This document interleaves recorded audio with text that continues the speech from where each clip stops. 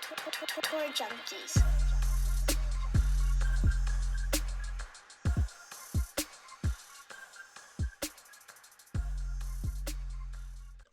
All right, golf addicts. You just heard, if you're listening to the audio version of the podcast, you just heard an outstanding interview with the ever controversial Aussie named Mr. Steve Elkington. That's right. We had Elk on the podcast. He was good. He was good. If you're watching now Good on stuff. YouTube, you have missed that. So I would recommend you go back and listen to the audio version. The interview with Elk was pretty good. Let's see. Couple notes. He talked about a topless woman at a golf tournament. That was a pretty funny story. He talked about the types of guys who tend to lose their mind in Las Vegas and make really poor decisions. He told a great quote from Bob Golby, who, if you are a new Tour Junkies listener, Golby is the name of our squirrel mascot, and Bob Golby is his namesake, former Masters champion Bob Golby. Elk had a tremendous quote from him. He gave a hot take on Tiger. He talked about Bryson and Brooks a little bit. Talked about the President's Cup in his home country of Australia. And then we learned a little bit about a new fantasy golf game that he has started called SG Tour. So for those of you who haven't listened to that, you're watching on YouTube, you need to go to iTunes and download the SG Tour app and fund your account, set up your account, your profile, your name, all that stuff. Set it up. You fund it through PayPal, and come join the league that me and Pat are in with Elkington as well. And let's play a little fantasy golf, a little different format over on SG Tour. It seems like a good time, and it's going to be exciting. Pat, we're going to make it a crisp show tonight. We're going to recap the Wyndham. I want to hear about your vacation and your thoughts on the podcast that me and Aaron absolutely crushed. And then we're going to get into some picks. While you talk here, Pat, I'm going to tweet the people and let them know that we're live on YouTube. Wow, okay, yeah, you do that. It's great to be back from vacation, by the way, and it wasn't very exciting. I pretty much I was down on the Panhandle of Florida, the Gulf Coast there, kind of near Destin, and just enjoyed the white sand beaches, beautiful sunset, just chilled with the family, and really kind of decompressed from you.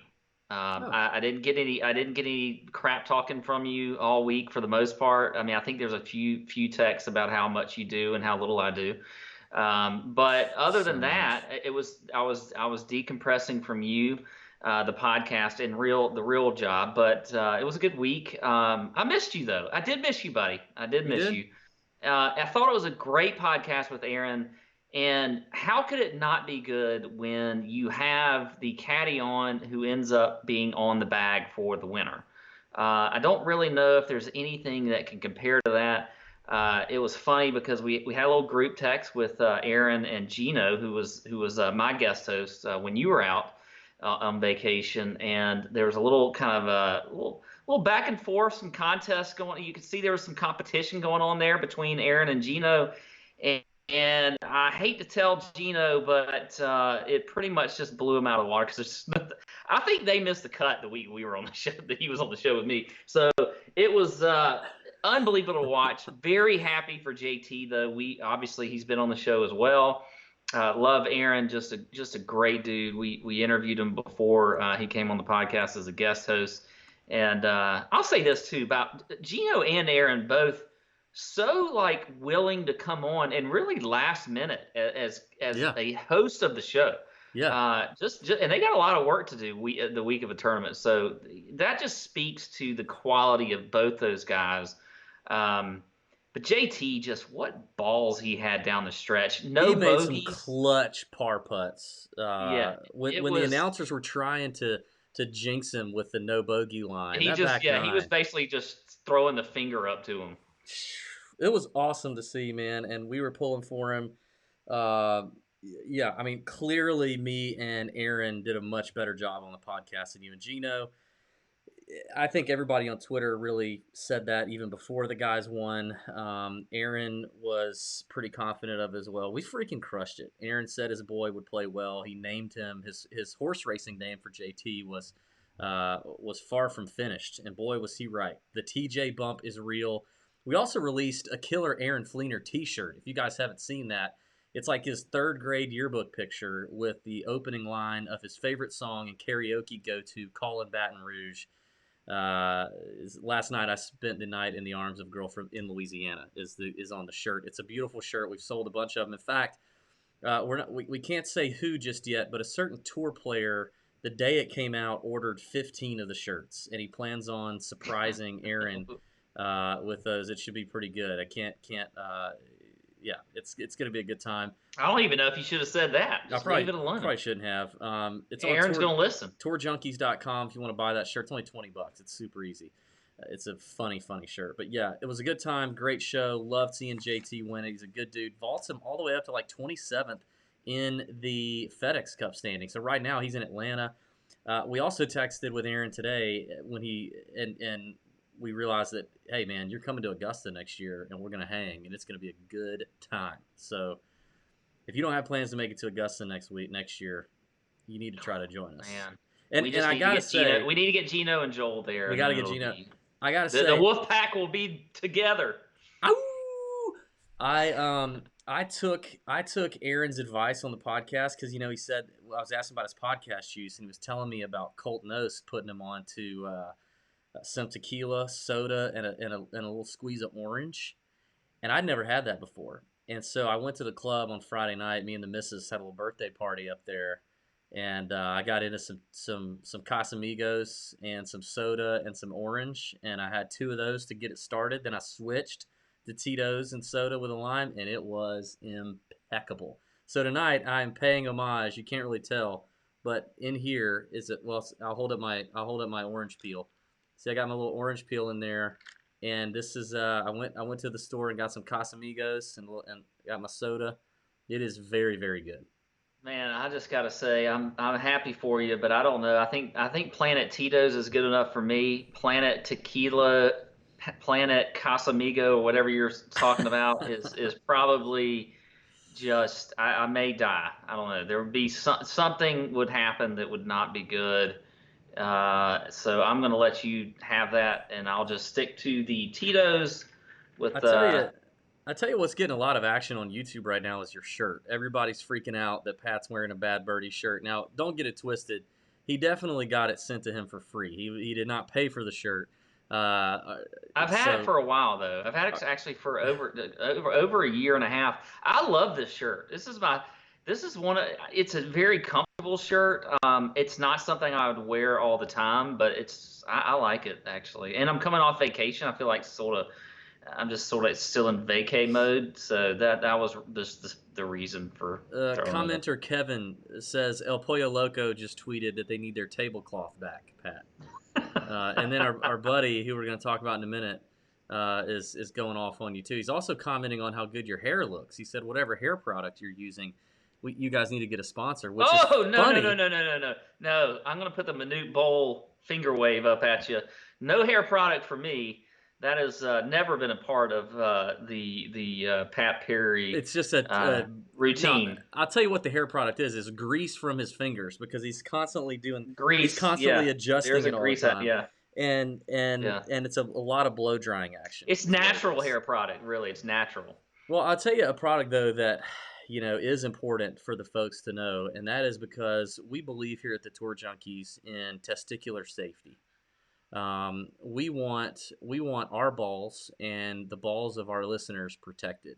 The last thing we want to hear about or see is that we lose a listener to some sort of hospitalization or serious incident where they nick or slice open their nutsack. And so we've teamed up with Manscaped, which is I'm wearing the T-shirt right here. Manscaped, refining the gentleman, right?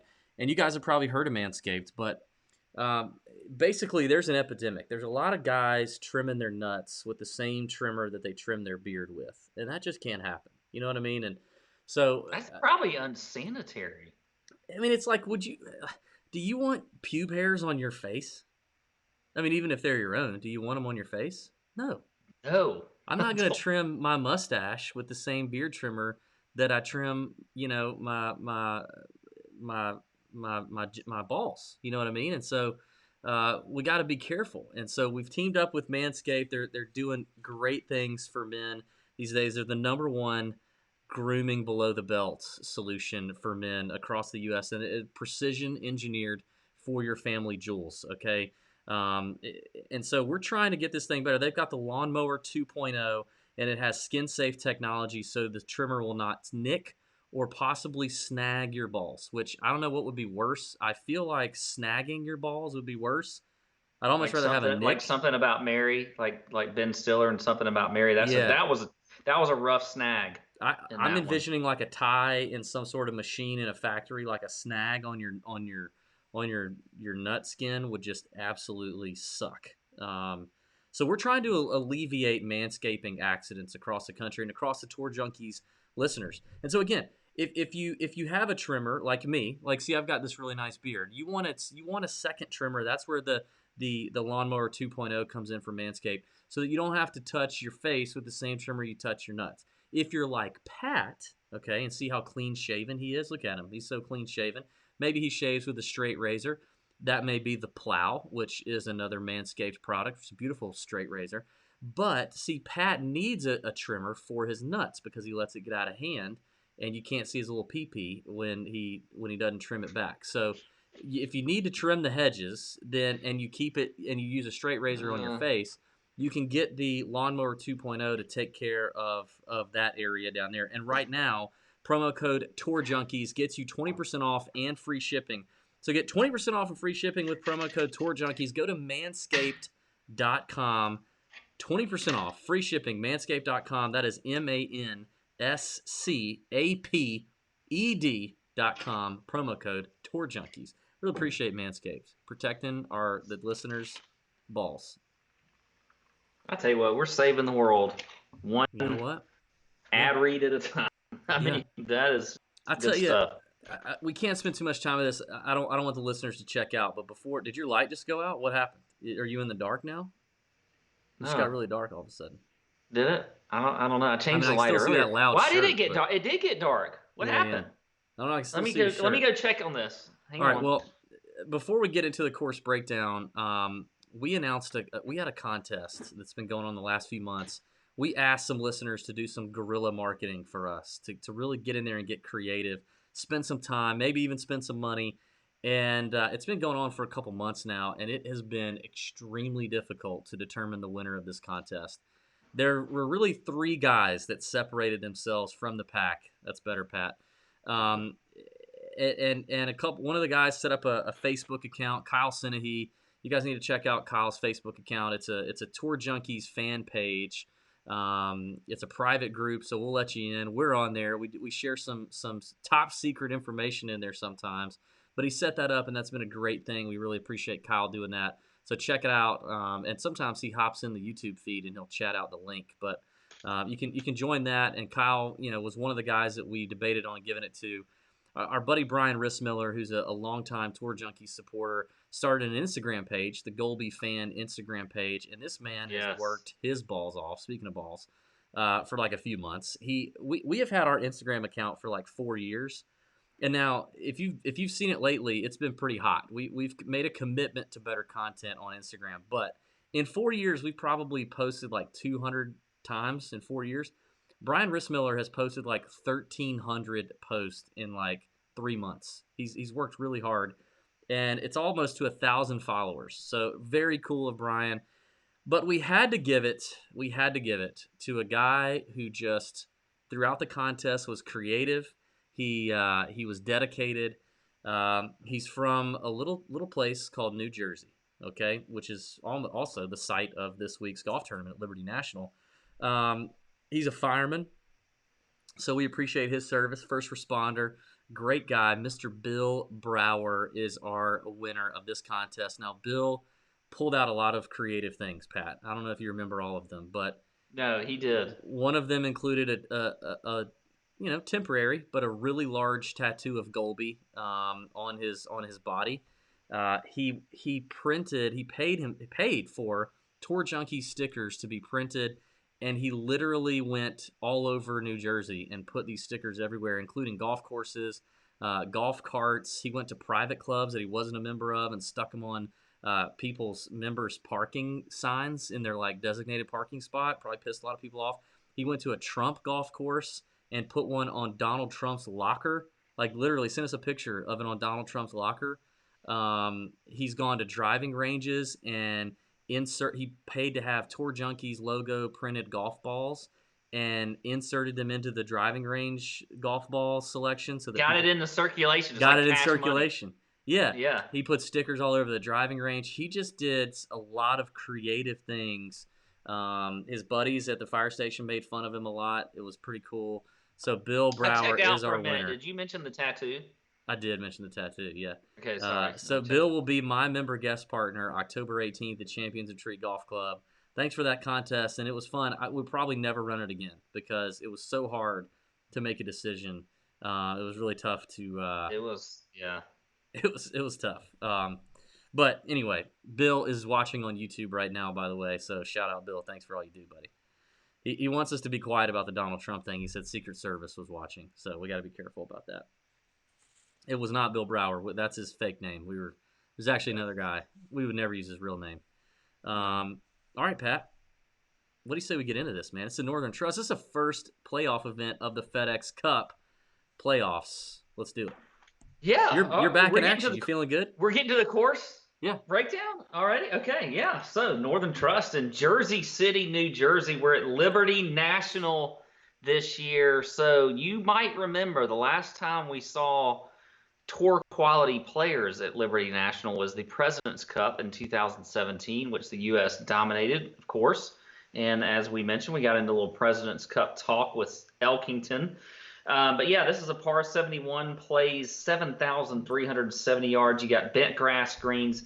There are 122 players committed this week out of the 125 that qualified.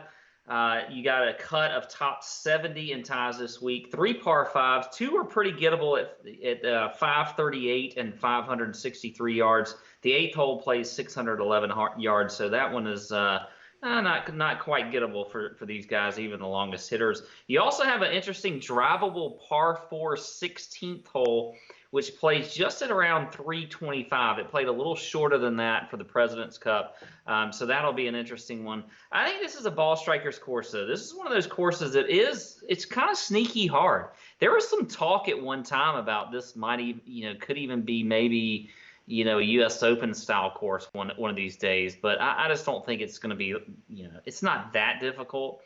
But the last time we were here, Adam Scott actually won at 13 under. And, we talk about him all the time as being a great ball striker. So I think that's definitely a premium. You got to hit fairways, got to hit greens in the right spots. I did look a little bit at stroke gain approach and proximity. But I think one of the things a little different this week that you'll see is I just feel like the bombers are going to come into play a little bit more than you might think, just because, I do like the ball strikers, but I'm still looking at some bombers this week. The greens are extremely quick. These bent grass greens, you got to be good around these greens with scrambling and on the greens. So I did look at strokes gained putting from 100, looking at 100 rounds out. I had a few drinks, by the way, during the elk interview, in case you don't know. So I did look at some strokes gained putting for bent grass stats. I think that is important as well. So outside of that, I mentioned ball striking. I do like par 5 scoring this week. I like the form. You typically see just guys in good form do well in these playoff events, like Billy Horschel a few years ago when he won. Bryson DeChambeau last year just went nuts in the playoffs. So I think form is definitely something that is important this week. Speaking of Bryson, he did win this event last year, but on a different course. So there you go. That's the quick course breakdown. David, any thoughts for you on the course? Yeah, we nailed Bryson last year at 80-1 as a winner, by the way. Oh, you would remember that. I did remember that. Yeah, that was good stuff. No, I mean, I totally agree here. I think you're right. I think ball strikers and maybe a slight edge to bombers. When I look at, I didn't intentionally go that route, but when I look at the guys I have written down to talk about tonight, a lot of them fit that category. So yeah, I'm with you. It could get a little windy. It doesn't look like that's much to be in the weather forecast right now, but that's something to watch, pay attention to come Wednesday. And honestly, I just think, shoot, man, I just think this is if you're playing DFS, has a lot to do with ownership, right? Like 122 players, top 70 in ties make the cut. This has a lot to do with ownership, and then I I think do. if I, you're, do- I agree with that for sure. And a lot of the guys that I'll talk about tonight have their ownership is it's predicated behind ownership. yeah, so I mean that's obviously something you got to check out later in the week. The for betting purposes, as usual, I like to start my ticket in the mid to long odds. So that's kind of what I'm looking at. I think there's a ton of value, a lot of big names here. So it'll be interesting to see. We've had a lot of triple digit winners here lately. I mean, JT Poston won last week at 100-1. So I think it could happen here. I mean, again, with even with the stacked field for I don't DFS. know. I think that goes away a little bit this week. I I think a little. I think Yeah, I'm not saying this it's a is when you rule, but get I into the do think there's some playoffs. value down there. Yeah, no, I agree with the value part of it. But That's as what I far meant. as like if you're betting outrights, I don't know if the long shots are going to start to hit as much as they have been. Yeah, when we get to it, like I got a couple guys at like 300-1, like 225, 140-1 in this field, and they're PGA Tour winners, and they're bombers, they're ball strikers, they're scorers. I don't know. I kind of feel like there's some value there. I just I don't get a rush out of betting a guy at 28-1, so I'm just not going to do that. So anyway, let's get into it. We do finally have the rake-free revolution, though, is now in place at Fantasy Oh, it's Draft. happened. It's It has happened. happened. The rake-free revolution is here. That's right. You can go to fantasydraft.com. Promo code Tour Junkies gets you a little bump, a little trial there. But now you can go to Fantasy Draft and play, and you don't pay any rake. So 100% of the entry fees go to the player pool and get distributed to the player pool.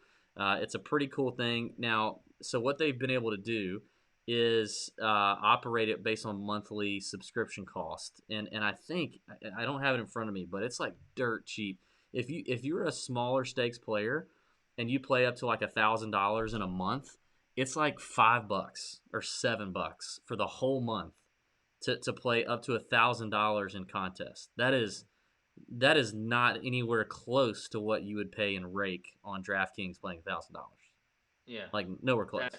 No. So if you go to fantasydraft.com, you can check it out. They've even got we hear now, come week one of the NFL, they're going to have a $1 million feature GPP contest, which is a good. That's a big step for fantasy draft. So yeah, 1 million. $1 million. 1 million. Yeah, Wow. I'm probably going to Okay. get in on that. I'm going to get suckered into that one. Oh, I'll be all up in that one. Yeah. So the rake-free revolution is here, folks. Go, like I said, go to fantasydraft.com. They've got NFL, NBA, Major League Baseball, PGA Tour, of course. The PGA Tour game is fun. You pick 7 golfers. They drop the lowest scoring golfer out of every team in the contest. You can be a little more aggressive, I think. And the scoring is somewhat similar to DraftKings on a hole-by-hole basis. So it's for new players. It's for veteran players. Fantasy Draft is an easy site, good app. So you can check that out. And the rake-free revolution is finally here, Pat. It's finally here. Let's get into it, buddy. We're going to go to DraftKings because that's what a lot of people are on right now is DraftKings. And we're going to talk about the 9K and above range, 3 tournament plays, a cash lock, and at least 1 fade, buddy. I will start, I guess. Okay, yeah, start. Now, I didn't talk distracted about my stats, and I'm just not. I don't know. I'm just not as dependent on the stats lately, and it's paying off. I was profitable last week. I mean, I'm looking at stats. I'm just not weighing it super heavy. But here's what I got. Are you looking at more at form or what? I mean, if you're not looking at the stats, then what are you looking at? I mean, in terms of DFS, form and ownership. That's what I'm looking at. Form and ownership. Obviously, I'm not really weighing. I think it's kind of crazy to look at the President's Cup or 2013. Like, I don't care to go that far back. Screw that. I really don't. Yeah, I think it's overkill. I don't think it's worth looking at. So it's a clean slate as far as I'm concerned with Liberty National in terms of the venue and the course. So I just said ownership. that, and I do have one President's Cup take with one player, but that's it. So anyway, go ahead. I mean, it can't hurt. I just don't think it's. I don't think it's worth looking at. Now I did look at stats. I looked at ball striking stats. I mean, I think you got to be in the fairway here. I think you got to hit greens in regulation here. So of course, like everything else, I mean, I like every other tournament, I'm looking at opportunities gained, strokes gained approach, greens in regulation, and then like you, I'm looking at strokes gained putting on bent grass. Like I have been doing that lately. Is putting a the putting surface in the last 100 rounds, taking that large sample size like you mentioned. Yeah, I've been doing that too, and it's that. been helpful. Yeah, It has really been helpful. I like it. Yeah. So now that being said, neither one of my guys in this first range really check the box in strokes gained putting on bent grass, but a lot of Okay. a lot of the guys in the 9K don't though. I mean, there's a few, but anyway, all right. I'm gonna go John Rahm at 10-4. I just freaking the value at 10-4 is so good with his upside, ball striking ability, and he's actually my best player in this range in strokes gained putting on bent grass. He's 21st in this field in the last 100 rounds. So I think Rahm's a no-brainer. 7th place at the WGC, 11th at the Open. Won the Irish Open a couple weeks before that. The form is just as good as it gets right now. I'm going Justin Thomas right below him at 10,000. 12th at the WGC, 11th at the Open. Putting's been a little bit of a wreck lately. It just has been. Strokes gained approach, he's 3rd in this field. I am banking on a couple things. I think JT will be a little bit lower owned than Rahm. So I'm banking on that, and I'm banking on the putter coming around for Justin Thomas. If the putter comes around, I think he's as good as anybody in this field, and I think he's itching for a win. So I'm going with Justin Thomas, and then I can't quit him with the value and the ball striking prowess of Mr. Patrick Cantlay at 9,200. I'm not going to avoid him at 9,200. When it comes down to it, I freaking love him. I got to say, too, I like a studs and duds approach here. There's some, when we get into the 6K range, there's a couple of 6K players I really like on DraftKings, and it actually will take me out of the 7K spot. I like the 8K and above, and then the 6K and below. I think in terms of tournaments on DraftKings, that's probably where I'm going to go. And even maybe so in cash with a greater percentage of the cut of the field making the cut. So I'm going John Rahm in cash, and I'm going to fade Brooks for the price, $12,000, which is a high price even for the highest priced player. When a guy creeps up to 12K on DraftKings, that gets pretty stiff. And despite me liking some guys in the 6K in a field this strong with this much competition, it's just Brooks. It's just an auto fade at 12,000. I don't care what his name is. I don't care what his name is. It's an auto fade. If you want a bonus fade, I also think DJ is broken right now. Something is up with DJ. He's not fully there. The swing's off. Something's not quite there. 3rd highest priced guy in this field. I'll happily fade DJ as well. Wow. Okay, so this is gonna. I feel like this. I knew this was gonna. I think this whole show is gonna be. We're gonna have a lot of disagreement. I'm just gonna go ahead and say that. But I do agree with Brooks. I mean, and I had a little saying here. No way 12K. I'm not paying. I like that. No way 12K. That's the most creative synapse fired in your brain in a long time. Not doing that for Brooks, but I will say I had a 1A, which was Brooks, and a 1B as my fade, and actually it's Matt Kuchar at 9,000. I know a lot of people want to, 9,100. I know a lot of people want to play him, but look at his form. It's not really that good. It's not outstanding. It's just not. So, and I think everybody loves to play Cooch. So if you want more of a bold fade than a Brooks Koepka, I think Cooch is worth looking at in the fade territory there, and we always see him so high owned. In general, so I think that's going to be interesting. But he was actually he's about 15% owned at the WGC St. Jude. But other than that, that was probably the lowest he's been owned all year. So anyway, I think Cooch is interesting as a fade as well. But I'm going to start with my favorite play, and that is actually DJ. And here's the thing: look, we're getting him at 10-7 for once. He's the 3rd. You just said the 3rd highest priced guy. Okay, so. Yeah, but he's never the third highest priced guy ever, and almost like you don't typically see that. Like pretty much most events you've seen him in the is 1-2 basically the last. Now, I could be wrong, but whatever. And look, he hasn't played great, but when you look at his ownership, I mean he was 12% owned at the WGC.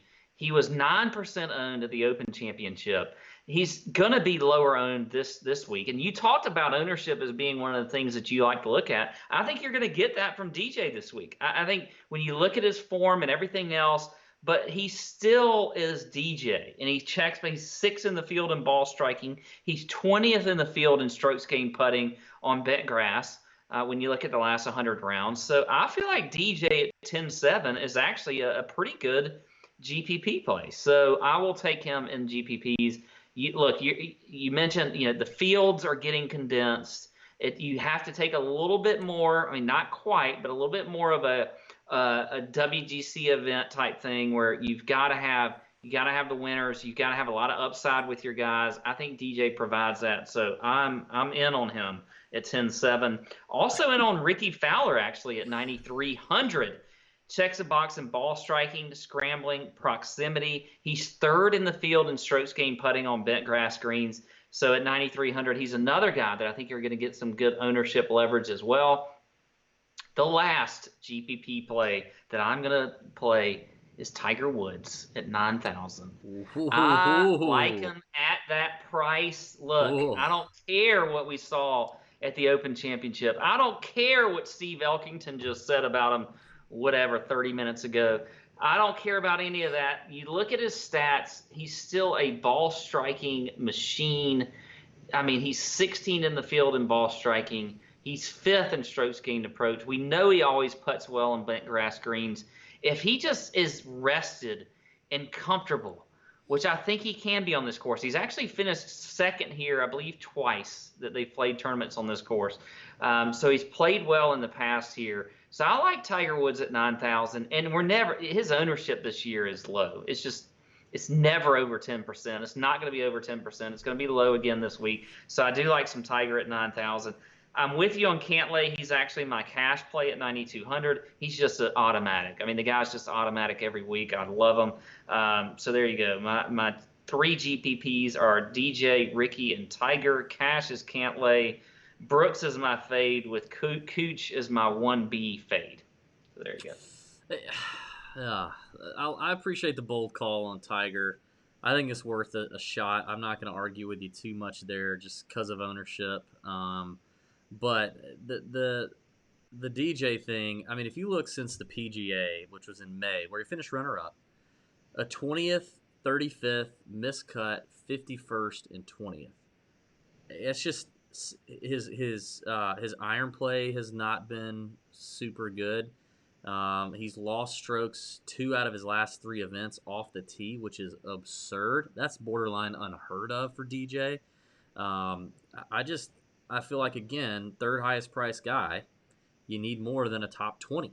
You need more than a top. No, you need more than a top 20. You need a top 10 at minimum. But I think if you're looking at FanShare or whatever else, and you're looking at ownership, and he's sitting there under 10% or something, like with what we saw at, he was 12 at the WGC, which is and 9 at the Open Championship. You're seeing him less than 10%. I mean, I just don't see. I feel like for a tournament, that's worth a shot. That's worth playing for a guy like DJ. Okay. I mean, freaking DJ.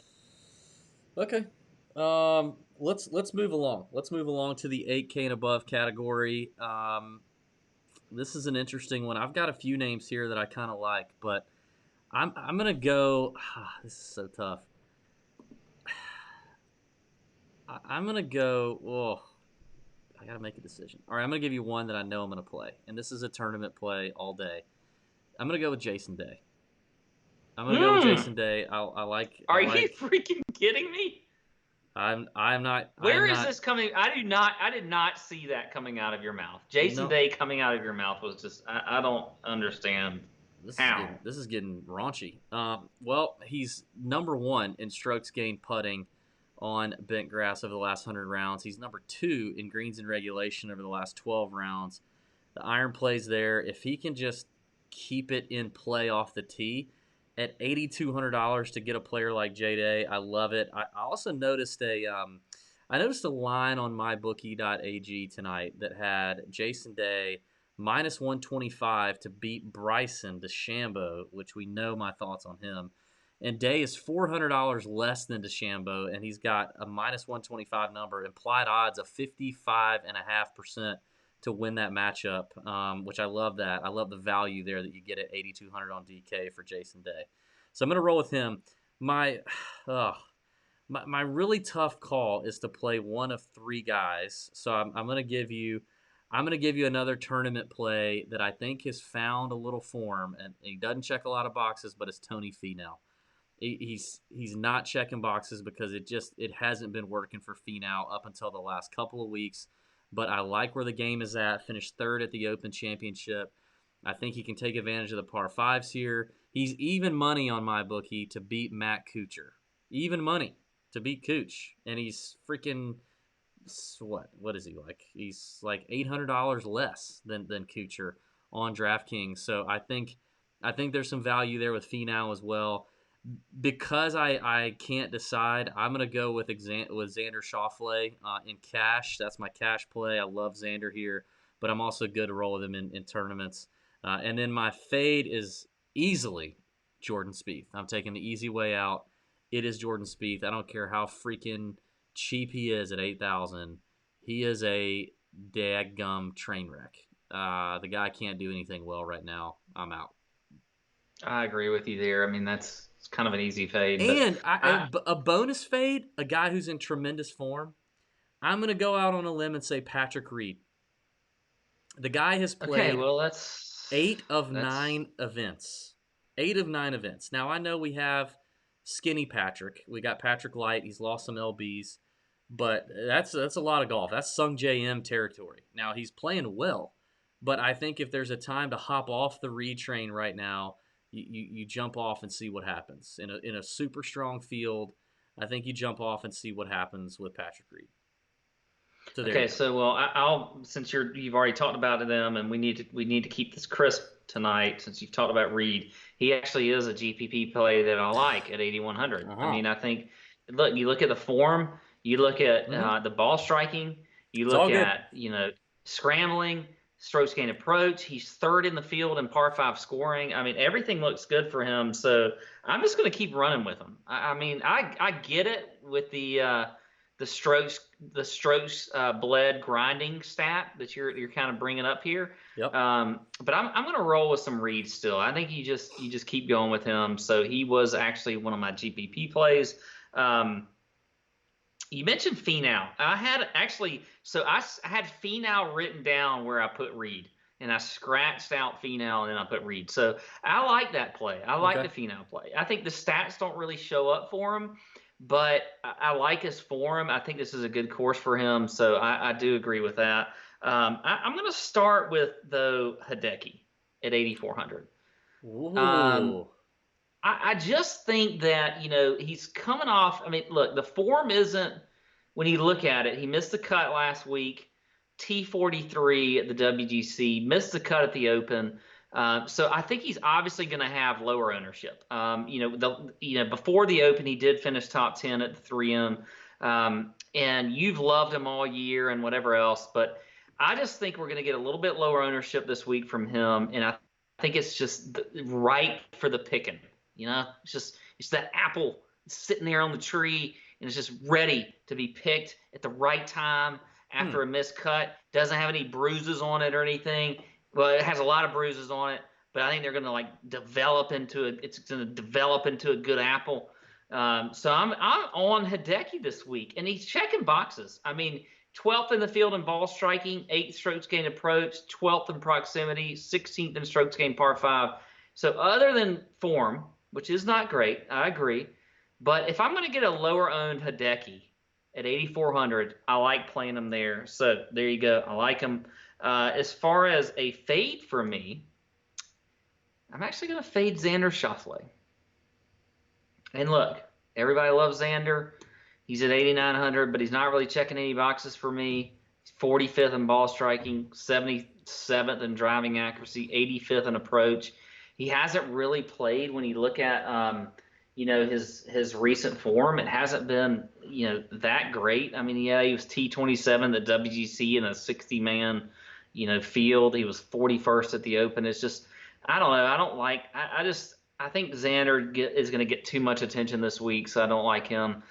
So he will be my fade. My cash play, this may surprise you, but this guy is just Mr. Automatic, and that is Colin Morikawa. Yeah, it doesn't surprise me at all. Just at 8,500. He was the other one that I couldn't decide between. I'm in on Morikawa.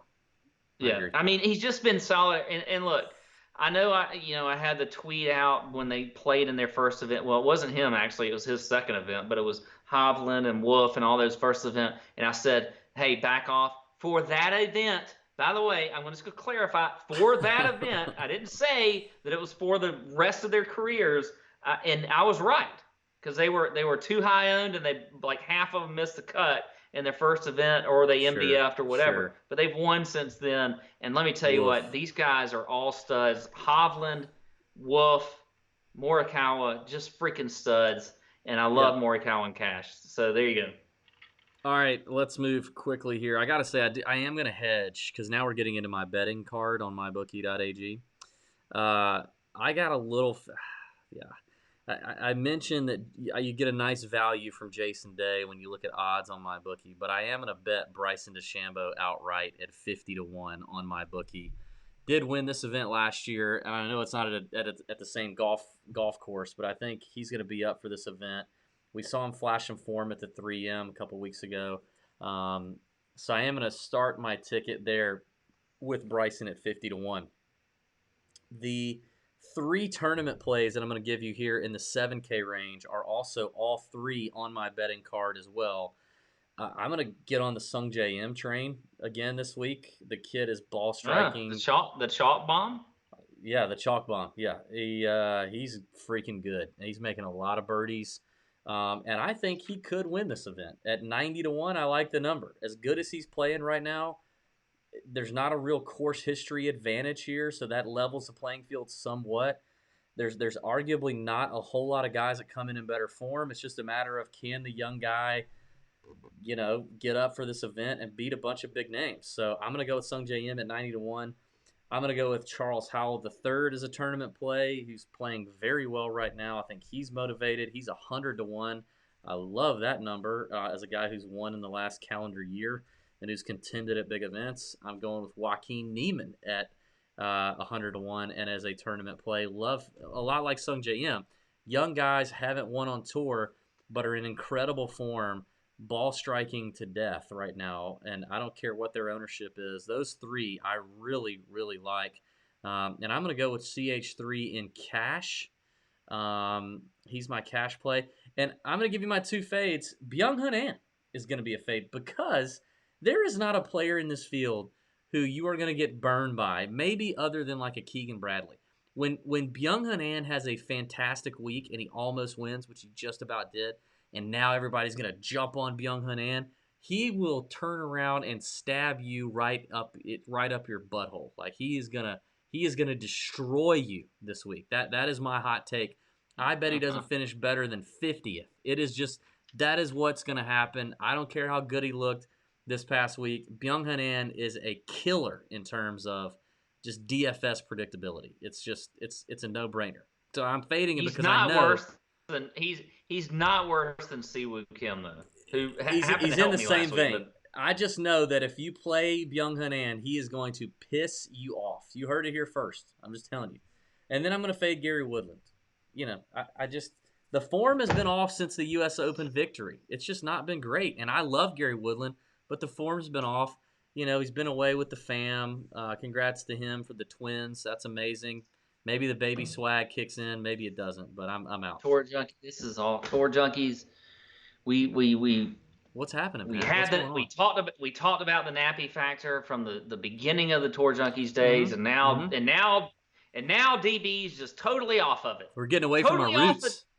Getting away from his roots because Gary Woodland at 7,800 is my top play in this range. I mean, Baby, nappy factor is I mean, that's like, you don't need any other reasons. It's the nappy factor. You got all these pressures off. Well, I'm sure he's not sleeping and whatever else. But, look, Well, the they're not on guys, the road with him. yeah, I don't care. This is Gary Woodland is a great play at 7,800. I mean, you got to play him. So I cannot believe that you're getting away from the Tour Junkies roots of the nappy factor and all that kind of stuff. I'm But trying to be whatever. objective. I'm trying to be objective here. I mean, as noted by my Byung Hun An breakdown. Yeah, I'm good. I do like CH3 though in cash. I'm definitely with you there. I mean, he's the Tour ATM. The guy's just been solid. Also like some Scott Piercy as a GPP play at 7,300. He's made 18 of 21 cuts this year.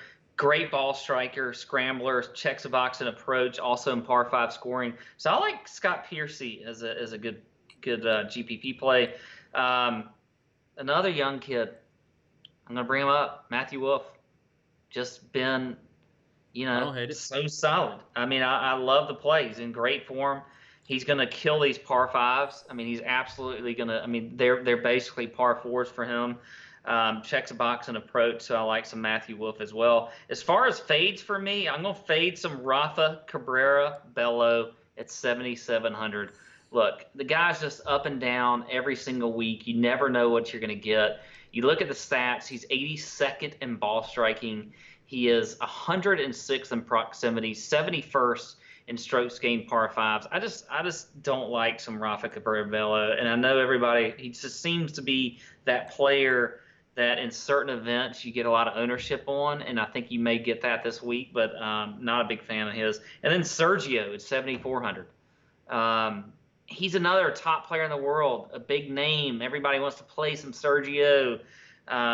You get him cheap, 7,400, but he's just not. He's not in great form. 7,400. You sounded really redneck right there. I did actually. You look at the stats though. I mean, not checking, and he's typically a good ball striker. You would typically think Sergio would be top 10 in ball striking in the field, but he's 39th. He's 74th in driving accuracy, 91st around the green, 74th in approach, 96th in proximity. I don't think you look at Garcia at all this week at 7,400. So he'll be my other fade there. All right, 6K range. A couple guys I like. I'm also going to put some wagers on. I like Ryan Palmer. He's 140 to 1 Tour winner. Been playing pretty good this season. He's 140 to 1. He's 140 to 1. That sounded kind of redneck too. Tour winner, playing well, scores well on par fives. I like him. I like Corey Connors, Harold Varner III, couple ball strikers. HV3 just can't put four together. If he can put four together, he's there. He can do it. Connors, one of the best approach games in golf right now, and playing pretty well too. Had a good week this past week.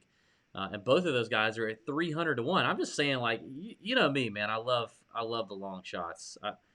I just, in a 122 man event, Corey Connors won on the PGA Tour earlier this year at 300 to 1. A little half uni on these boys to hit you a big number. Like, I just think it's possible. I know DJ and Brooks and Rory and all these guys are playing, but I'm just telling you, I'd be really pissed if I missed out on top quality players who have proven they can win on tour, who are playing well right now.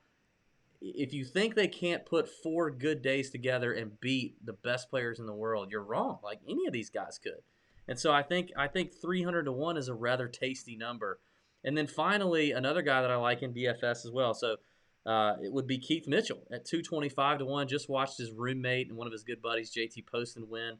Keith won at the Honda, which is a good field. 225 to 1 is a big number for a guy who's a good ball striker, who can score on par fives, hits it a long way, prefers bent grass in Bermuda over POA surfaces. I love Palmer, HV3, Connors, and Mitchell in DFS. I'm going to have a good bit of those guys and my boys in the 7K to pair up with some of those higher price guys in tournaments. So there you go. That's it for me. All right, well, I'll give you two quick guys, and this again, when you get down into this range, the 6K range, I do think you start to throw out the stats a little bit more and just go with the form. And I like a guy like Bud Cauley at 6,800. You God, look you at his always last, like Bud Cauley. Oh, yeah, but you are you look at guys his like last three, separated at birth? What is it with you and Bud Cauley? You guys are like, probably, if you are, can you probably. get him on the damn show or something? Like I'll see what I can we do. need to have Bud Cauley on the show so I can tell him how many freaking weeks out of the year you pick him.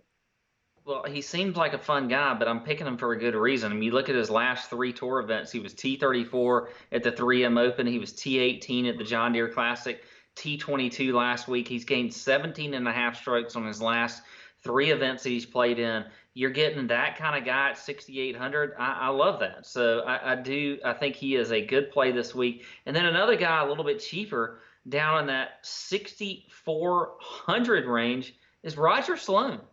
I mean, just every week, the guy's just been extremely solid. He was T15 at the 3M, T10 at the John Deere Classic, top 40 last week at the Wyndham. I think 6,400 for Roger Sloan is it's definitely worth a shot. I mean, we're talking tournament plays right here. We're not talking cash. I like it. So there you go. Those are my two favorite plays here in the 6K range. Roger Sloan's a bold call in this field, buddy, but Godspeed. All right, that's the picks. We're not going to do chunk and run tonight because we had Elk on the show. He gave us plenty of good controversial content, so no chunk and run tonight. We'll probably be back with that next week. Pat, any final thoughts? Any closing thoughts for the people? Well, we still gotta give our one and dones, even though it's like probably meaningless at this point. I don't even care. Why are we doing this right now? Neither one of us are in the one. I am in contention for the GC Cup in the Nicklaus division, so I got a big week there. But I don't even care about one and done right now. I think I'm done.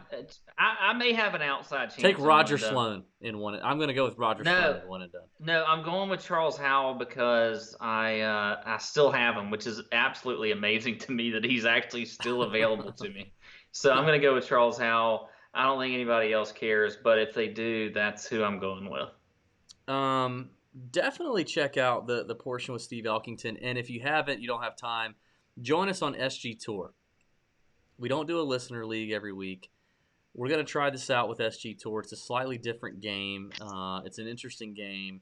There's some interesting content on there you can't get anywhere else. So check out SG Tour. Download the app. Look in the hit us up on Twitter or Instagram or whatever if you have any questions or you need our link to our public contest. First 125 listeners, get in. First 125 listeners, get in. Play against me, Pat, and Steve Elkington. And maybe some other tour players. I don't know. Anything else, bud? Yeah. You good? You good? No, I'm good. Let's go. Let's head over to DraftKings YouTube and film TJ After Dark, and let's get litty with it. I think we're ready to go. I think that's going to be a good show. Yeah, looking forward to it. And great to be back. Yeah, great to be back with you, DB. You're a great guy.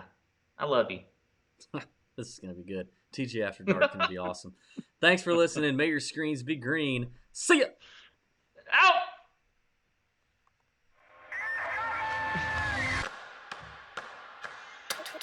Tour Junkies. I actually thought that was a pretty good show.